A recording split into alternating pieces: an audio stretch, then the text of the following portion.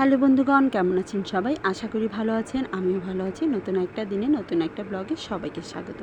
আশা করি ব্লগটা ভালো লাগবে। ভালো লাগলে লাইক কমেন্ট শেয়ার দিয়ে পাশে থাকবেন। আর যারা প্রতিদিন আমার ভিডিও দেখেন, ভিডিওতে লাইক করেন, কমেন্টস করেন, তাদেরকে অনেক অনেক ধন্যবাদ। আমার চুলের অবস্থা 12টা বেজে গেছে। খালি চুল উঠছে আর উঠছে, গজানোর কোনো নামই নিচ্ছে না। আমি আমার চুল উঠা নিয়ে অত্যাধিক টেনশনে আছি। কিছুদিন পরে না আমি ন্যাড়া হয়ে যাই। তাই ভাবলাম কিছু যাই যেভাবেই হোক চুলগুলোকে যতটুকু আছে ততটুকুকে আমার রাখতে হবে মাথায়, তা না হলে ন্যাড়া হয়ে যাব। তাই চুলের যত্ন শুরু করে দিলাম। বিয়ের আগে খুব পরিমাণ চুলের যত্ন করতাম, মেহেদি দিতাম, তারপরে মাথার মধ্যে মেথি দিতাম, ডিম দিতাম, কলা দিতাম, তখন আর দেওয়া শেষ ছিল না। কিন্তু বিয়ের পরে আর কোনো কিছুই হয়ে উঠছে না, কিছুই করতে পারছি না। এখন ভাবলাম সব কিছু বাদ, এখন সব কিছুর যত্ন করতে হবে, আস্তে আস্তে করে আবার শুরু করতে হবে। তার জন্যে এই যে নিয়ে আসলাম মেহেদি পাতা, এগুলো কিনে নিয়ে এনেছে। আর ছোটো মাসি যেহেতু এসেছে, মাসিকে বললাম যে মাসি মেহেদি পাতাগুলো বেছে দেন। আর সাথে আমার ছেলেও বসে পড়লো মেহেদি পাতাগুলো বাছার জন্য। সবাই মিলে গল্প করছিলাম বসে বসে, আর মেহেদি পাতাগুলো খুলছিল।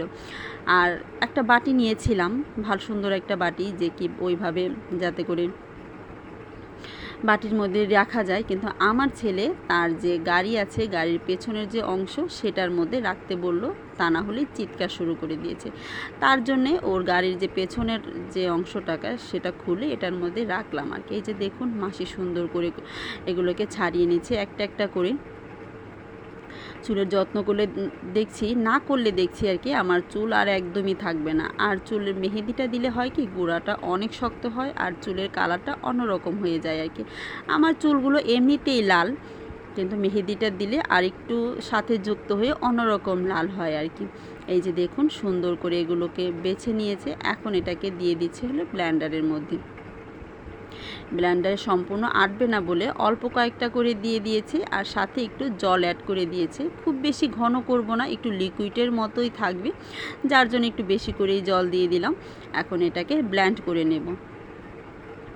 অর্ধেকটা ব্লেন্ড হয়ে গেছে। এখন বাকি যে পাতাগুলো আছে সেগুলো আবার দিয়ে দিচ্ছি। আর খুবই ভালো লাগছে। আর এখন চেষ্টা করব যে প্রতি সপ্তাহে একবার করে হলেও আমার মাথার মধ্যে একটু মেহেদি পাতা দেওয়ার জন্য। চুলের গোড়াগুলো যদি শক্ত না করি তাহলে আমি খুবই বিপদে পড়ে যাব।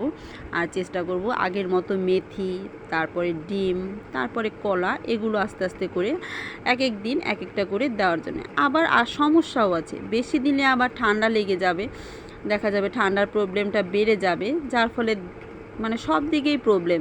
মাথায় কিছু ব্যবহার করব তাতেও সমস্যা, না ব্যবহার করলে সমস্যা। যাদের একটু ঠান্ডার প্রবলেম আছে তাদের একটু এরকম সমস্যাই হয়ে থাকে।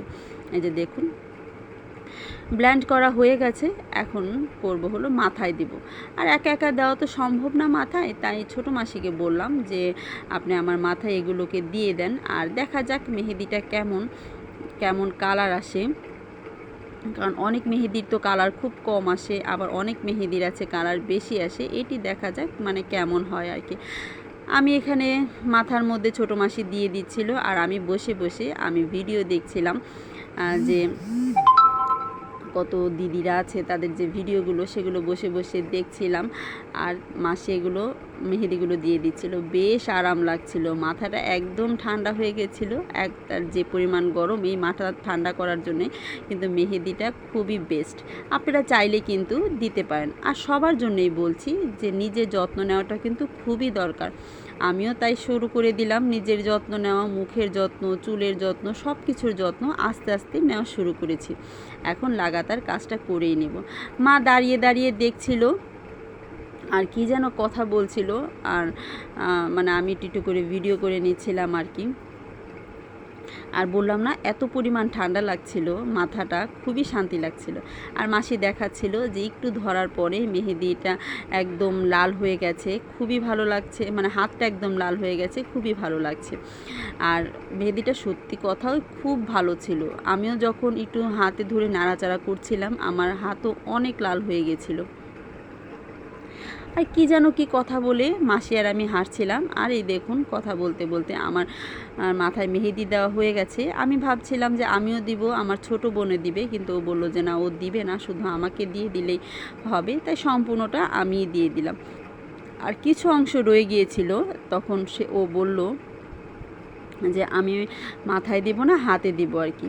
এই যে দেখুন আমার মাসির হাত শুধুমাত্র একটু দিয়ে দিয়েছে, তারপরে কত সুন্দর লাল হয়েছে। আর একটু রাখলে কিন্তু খুব বেশ লাল হয়ে যাবে। মেহেদিগুলো পাতাগুলো আসলেও অনেক ভালো ছিল। এই যে বাকি যতটুকু রয়ে গেছে ও হাতে দিয়ে দিচ্ছে। এভাবে হাতে দিতে কিন্তু খুবই ভালো লাগে। এগুলো মেহেদি পাতা দেখলে কি ছোটোবেলার কথা মনে পড়ে যায়। কত মানুষের বাড়িতে গিয়ে গিয়ে এভাবে কুড়িয়ে কুড়িয়ে পাতা আনতাম, কারো বাসায় যেতাম, কেউ পাতা দিত, আবার দিত না, বকাঝকা করতো। আবার কেউ বলতো যে এখন গাছে পাতা নেই, কদিন পরে এসো, আমরা পেরে ফেলেছি, এরকম করে ফিরিয়ে দিত। তারপরেও দেখা যেত, ছোট ছিলাম তো, আবার যেতাম, আবার 7 দিন পরে আবার গিয়ে নিয়ে আসতাম। এভাবে করে মেহেদি দিতাম। আর দেওয়ার পরে বলতাম যে কার মেহেদি কত বেশি সুন্দর হয়েছে, কিভাবে দিলে কি মানে মেহেদি পাতার সাথে কি কি অ্যাড করলে বেশি কালার হয়। কখনো খড়, তারপরে কখনো পেয়ারা গাছের কচি পাতা, বড়ই গাছের কচি পাতা, এগুলো দিয়ে দিতাম যাতে করে মেহেদিগুলো বেশি লাল হয়। হতো অবশ্য, আর এখন তো এগুলো করাই হয় না যেহেতু প্যাকেট মেহেদি হয়ে গেছে। যাই হোক, আমার চুল শুকিয়ে গেছে। তারপরে আমি একদম স্নান টান করে এসেছি। আর মাথাটা কি বলবো, এত পরিমাণ ফ্রেশ লাগছিল, এত পাতলা লাগছিল চুলগুলো, খুবই ভালো লাগছিল ধরতে। আর মনে হচ্ছিল একদম সিল্ক হয়ে গেছে, এত ভালো লাগছিল। অনেক দিন পর মেহেদি দেওয়ার পরে না এত ভালো লাগছিল। যদিও আপনারা বুঝতে পারছেন না বা পারবেন না, কিন্তু আমি এটা উপভোগ করতে পারছি যে জিনিসটা মানে কতটুকু ভালো লাগছিল। আর আপনাদের কাছে কেমন লাগলো আমার চুলগুলো প্লিজ কমেন্টস করে জানাবেন। এই যে দেখুন হালকা হালকা করে কিন্তু লাল ভাবটা চলে এসেছে। দেখা হচ্ছে নেক্সট ব্লগে।